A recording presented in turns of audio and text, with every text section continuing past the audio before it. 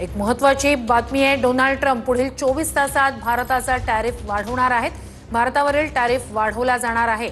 Donald Trump पुढील 24 तासात भारतावरील tariff वाढवणार आहेत। त्यांनी 1 तारखेलाच या संदर्भातील निर्णयाच्या आदेशावर सही केलेली आहे।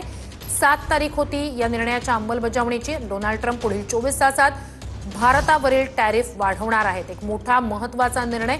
डोनाल्ड ट्रम्प पुढील 24 तासात भारतावरील टॅरिफ वाढवणार आहेत। भारत हा चांगला व्यापारी सहकारी नाही असंही ट्रम्प यांनी म्हटलेलं आहे। डोनाल्ड ट्रम्प यांनी हे वक्तव्य केलेलं आहे। भारत हा चांगला व्यापारी सहकारी नाही। अधिक या सगळ्या संदर्भात आपण बोलूया।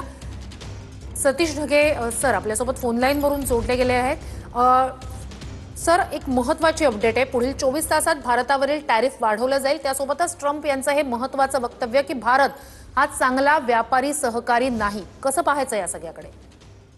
नक्कीच भारत आणि अमेरिका यांच्यामध्ये ट्रेड रिलेटेड व्यापाराशी संबंधित जे आहे थोडासा एक प्रकारे अवरोध तयार झाला असं जर आपण म्हटलं तर ते चुकीचं ठरणार नाही। कारण मागच्या काही दिवसातली ज्या प्रकारची विधान आहे त्याचबरोबर ट्रम्प प्रशासनाने जो निर्णय त्या ठिकाणी घेतलेला आहे, सर्वात पहिल्यांदा 25% त्या ठिकाणी टॅरिफ रेट लावणं। आणि हा फक्त 25% टॅरिफ रेट लावणं नाही, पण आपले जे कॉम्पिटिटर्स आहेत म्हणजे टेक्सटाईल सेक्टर मधलं जे आहे व्हिएतनाम सारखं राष्ट्र असेल, बांगलादेश सारखं राष्ट्र असेल, त्यांना आपल्यापेक्षा कमी कर रचना किंवा कमी टॅरिफ रेट त्या ठिकाणी लावणं आणि भारताला 25% टॅरिफ रेट लावणं।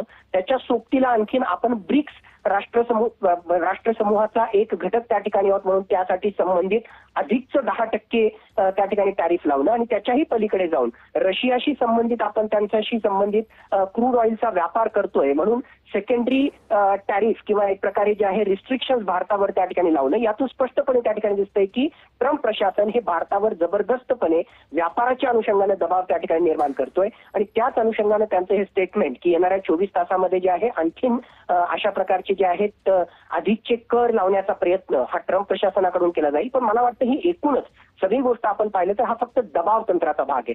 नक्कीच भारताशी संबंधित जे आहेत काही चॅलेंजेस भारताच्या अर्थव्यवस्थेसमोर त्या ठिकाणी सुरू होतील, त्या ठिकाणी या अनुषंगाने निर्माण होतील, पण याचा अर्थ असा नाही की अमेरिकन अर्थव्यवस्थेमध्ये सगळं अलबेल आहे किंवा नक्कीच नक्कीच सर, नक्कीच।